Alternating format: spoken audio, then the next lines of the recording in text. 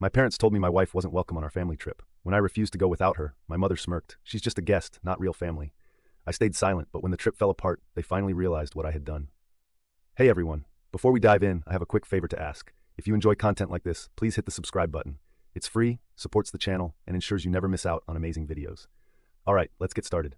For as long as I can remember, my family has organized an annual trip, a tradition that was less about bonding and more about an unspoken rule strictly enforced by my parents. It didn't matter what was happening in our lives, work commitments, personal issues, or even major events. Attendance was mandatory. Skipping it wasn't just an absence. It was a silent act of rebellion that came with consequences. I had seen it happen before. Relatives who missed the trip, even for valid reasons, slowly became outsiders in the family. Invitations to gatherings became rare, conversations turned cold, and eventually they faded into the background. This year's trip carried even more weight. It was my father's 50th birthday celebration. My parents had been meticulously planning every detail, making sure the guest list included everyone important. Being there wasn't just expected, it was a statement of loyalty. I had never missed a trip, and now that I was married, I saw no reason why that would change. When my parents first brought it up, they excitedly told me about the house they had rented in Palmview Estate, a spacious vacation home in the Florida Keys, the perfect setting for the big celebration. They asked me to confirm my attendance early so they could finalize the arrangements. I assured them I would go, but I would be going with my wife, Lauren. The silence that followed was unexpected. My mother, usually the first to react enthusiastically to any plan, hesitated. When she finally spoke, her tone was cautious. She said she wasn't sure if it was a good idea for Lauren to come, that the trip was just for family, and maybe it would be best if she stayed home. At first, I thought I had misheard her. It made no sense. My wife and I were family. I asked for clarification, but my father quickly stepped in, his voice firm, as if wanting to end the discussion before it escalated. He claimed it wasn't personal, that some family dynamics might be affected by an outsider's presence. His words were vague, carefully chosen, but they didn't answer my question. I pressed for a real explanation, but instead of a clear answer, my mother insisted that she didn't want any tension. She said this was supposed to be a celebration, and she preferred to avoid any discomfort among the guests. That's when I realized this wasn't a suggestion. It was a decision. They had already made up their minds. My parents didn't want my wife there. No matter how much I tried to understand their reasoning, all I got were excuses wrapped in concerns about family harmony. The more I thought about it, the angrier I became. My parents, who had always preached about unity, about love and family above all, were now asking me to pretend my marriage didn't exist. To act as if the woman I had chosen to spend my life with wasn't worthy of being included in a family event. My mother tried to soften it, saying there was still time to think it over, that I shouldn't make a rushed decision. She insisted it was just a trip and that I was blowing things out of proportion. But for me, this wasn't just a trip. This was a test of priorities, a clear message about who they considered family and who they didn't. I made my decision quickly. If my wife wasn't welcome, then neither was I. When I told them, the silence was even heavier. My mother said my name in a tone of disappointment, as if she couldn't believe what she was hearing. My father, who had remained neutral until then, accused me of overreacting. He insisted my presence was important, that I shouldn't put the family in a difficult position over a whim. But this wasn't a whim, and I wasn't going to let them treat it like one. I made it clear I wasn't changing my mind. When I made it clear that I wouldn't attend if Lauren wasn't welcome, everything fell apart. My mother sent me a long message accusing me of ruining my father's birthday and reminding me that family should always come first.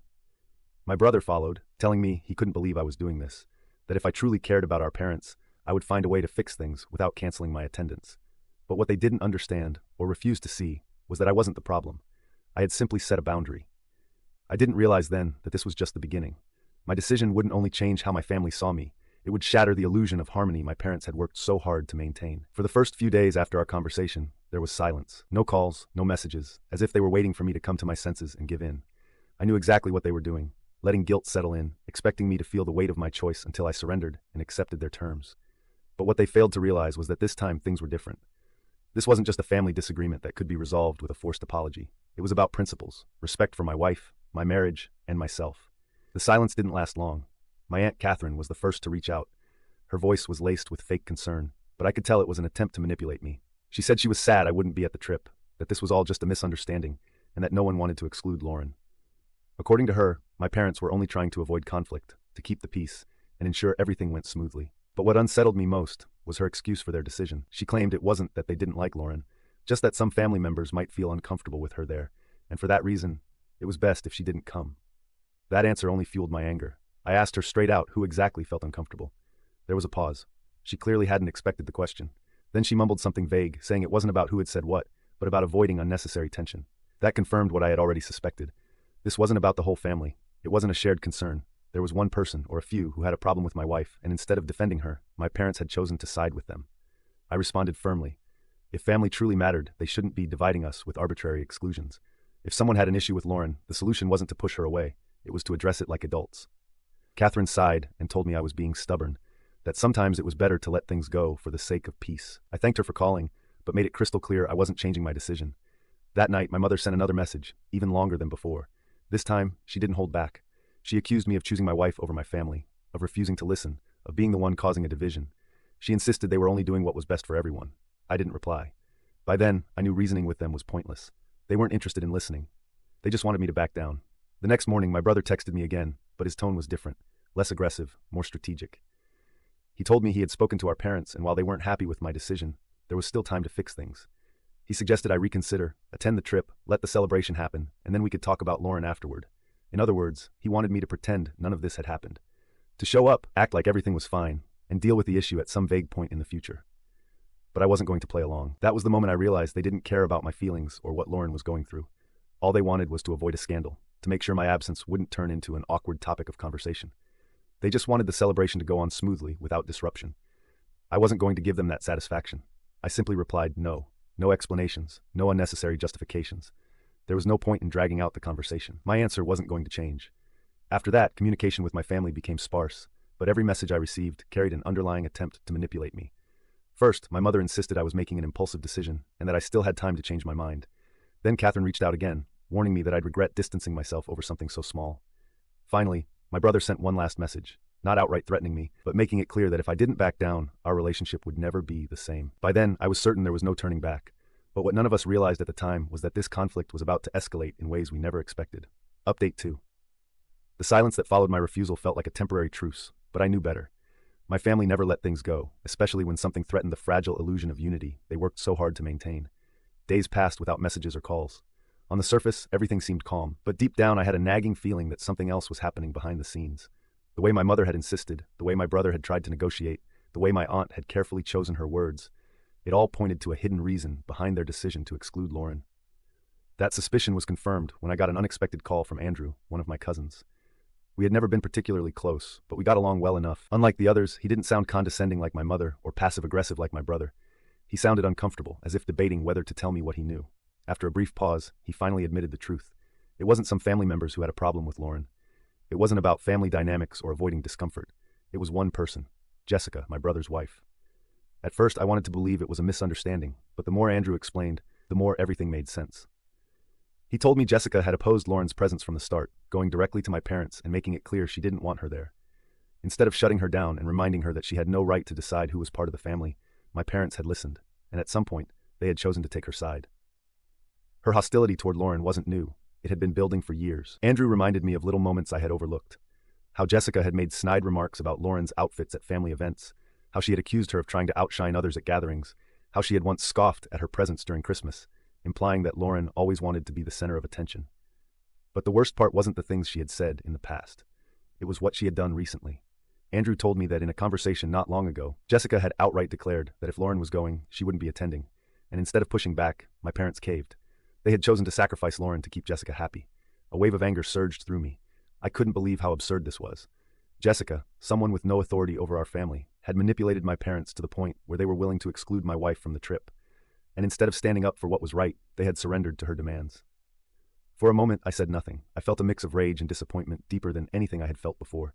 This wasn't just about the trip anymore. It was about betrayal. At this point, it wasn't just about the trip. It wasn't about whether we went or not. It was about the fact that my own parents had decided my wife was disposable, that keeping Jessica happy was more important than respecting my marriage. When I finally spoke, my voice was colder than I expected. I thanked Andrew for telling me the truth, but I made one thing clear. If they thought I was just going to accept this, they were wrong. After hanging up, I sat in silence, trying to process everything. I thought about all the times Jessica had subtly undermined Lauren, how she had turned every gathering into some petty competition, and how my brother had never once intervened. I thought about my parents, how they had ignored what was right, choosing to appease someone toxic instead of standing their ground. I wasn't going to let this go.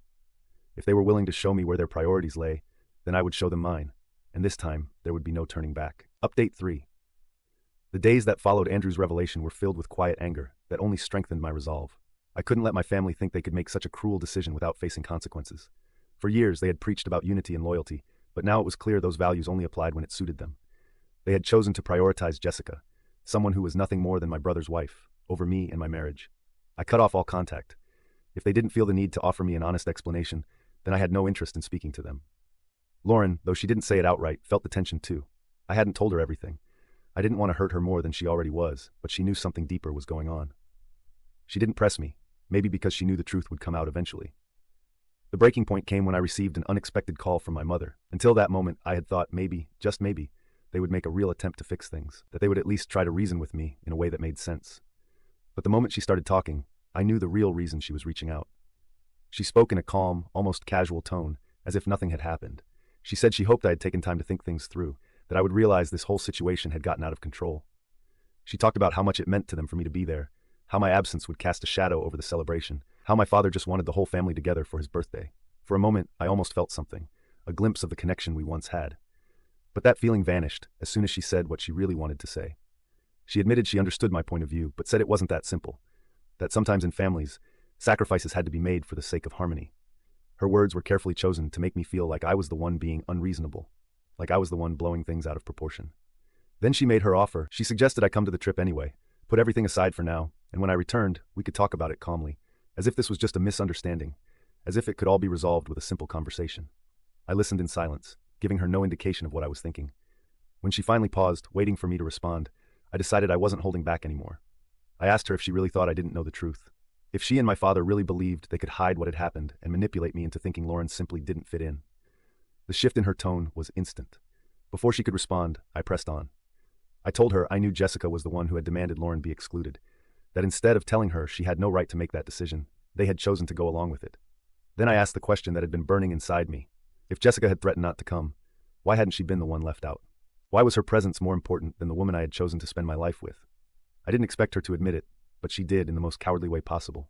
She said it wasn't that simple, that they hadn't wanted to cause more conflict, that things with my brother and Jessica were complicated, and they didn't want the trip to turn into a battle.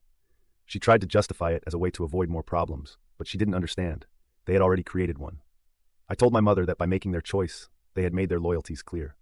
I calmly stated that I had made the right decision by refusing to go. If they wanted to run the family under arbitrary rules, they needed to be ready for the consequences. If Lauren wasn't family to them, then neither was I. I hung up before she could respond. Less than an hour later, the news spread. To my surprise, my grandmother, one of the few family members who had always remained neutral, took a stand. She was the matriarch, the one who held everyone together, and when she found out what had happened, she was furious. She called my parents and told them their behavior was disgraceful. Excluding Lauren over Jessica's demands was unacceptable. But she didn't stop there. As a form of protest, she canceled her attendance at the trip. That was the breaking point. Her decision set off a chain reaction. Other relatives started questioning what was going on, and one by one, some of them backed out as well. My parents had tried to handle this quietly, expecting me to accept their decision without making waves. But now they weren't just dealing with my absence. They were losing more and more guests as word spread. The trip that was supposed to be a grand family celebration was now overshadowed by tension and conflict, and all I had to do was tell the truth at the right moment. Update 4. The chaos that followed was beyond anything I had anticipated. For years, my parents had maintained the illusion of unity, pretending that any issues in the family were handled peacefully. But with the truth out in the open, and my grandmother leading what was essentially a rebellion, their carefully constructed facade crumbled. What had started as a conflict between my parents and me had grown into something much bigger. My absence from the trip was no longer a minor inconvenience. It became a symbol of the family's deeper fractures. People had always suspected my parents favored my brother and Jessica, but now they had undeniable proof. As the days passed, the fallout from their choices became more apparent. My grandmother's public disapproval made it clear this wasn't just about me. It was a matter of principle. Several uncles and cousins began reconsidering their attendance, realizing they didn't want to be part of something so blatantly unfair. Some even reached out to me directly, asking if the rumors were true. I didn't sugarcoat it. If I had learned anything from this situation, it was that the only way to fight manipulation was with truth, and the truth alone was enough to make people rethink their stance. Meanwhile, my brother remained silent. That was unusual for him. He always liked to control the narrative. He had been vocal at the start, but now in the middle of the storm, he disappeared. I knew it wasn't accidental. He was likely waiting for everything to settle, hoping to avoid accountability. But if he thought he could sit back and watch from the sidelines, he was wrong. Eventually, when things became truly unmanageable for my parents, I finally got a call from him, and this time his tone wasn't calm or diplomatic. It was pure rage. Without hesitation, he accused me of ruining the trip. He said everything had spiraled out of control because I had made a scene, that if I had been mature about it, none of this would have happened. According to him, my absence wasn't the issue. The problem was that I had influenced others, that by standing my ground, I had turned what should have been a family celebration into a full-blown disaster. I let him speak, listening with the patience of someone who already knew exactly what to say. When he finished, I responded with the same calm he had completely lost. I asked my brother if he truly believed this was my fault, or if deep down, He knew the real issue was how they had excluded Lauren. I asked if he had even considered the position they had put me in, forcing me to choose between my marriage and my family. There was silence. For a moment, I thought he might admit it, but instead, he clung to his argument, saying I was overreacting and should have handled things more intelligently without causing a scene. I laughed, a cold, humorless laugh. Even after everything, he had the audacity to make me feel like the guilty one. I made it clear this was his problem, not mine. If the trip was ruined, it was because he and Jessica had manipulated our parents. If he didn't like the consequences, maybe he should have thought twice before letting his wife dictate who belonged in our family. He tried to downplay everything, insisting that we're still family and I should just move on. That was when I knew none of them had ever truly cared about fixing this. They only wanted to preserve their illusion of control. The next call came from my mother, but this time she sounded different. No more guilt trips, no more superiority. She sounded exhausted. She said she didn't want to fight anymore, that things had gotten out of hand, that my father was hurt by how everything had turned out. She insisted they had never meant to make Lauren feel unwelcome, that they were only trying to prevent conflict. I answered with calm, unwavering firmness. If they truly wanted to fix things, they needed to take responsibility. What hurt me the most wasn't just that they had sided with Jessica. It was that even after everything, they still showed no real remorse. Her response was weak, an attempt to minimize it all. She muttered that she understood how I felt, but that in the end, family should always come first. And that was exactly the problem. My mother insisted that everyone makes mistakes and that we should move forward. She still believed time would erase everything and things would return to normal. I knew then this conversation was pointless. I told her the only way to rebuild trust was for them to acknowledge the harm they had caused, and more importantly, apologize directly to Lauren. This wasn't just about me. It was about their blatant disrespect toward my wife. If they wanted to prove they had learned something, they had to start by making things right with her. Silence. Then finally, she admitted she would think about it and talk to my father. I simply told her my stance wouldn't change and I hung up. A strange calm followed. Lauren saw the tension in my face and asked what had happened. So I told her everything, how Jessica had been behind it all, how my parents had chosen to exclude her just to appease my brother's wife. Her face shifted from surprise to sadness, then resignation. She said she had always suspected Jessica didn't like her, but never imagined she'd go so far. Then she took my hand and said something I'll never forget. She was grateful, not because my family accepted her, but because I had stood by her. That was all I needed to hear. Days later, my mother sent a message. She and my father wanted to talk to Lauren. No excuses, no explanations, just a request. I don't know if I'll ever trust them again, but I do know one thing. If they want reconciliation, they need to prove they've changed. Otherwise, this distance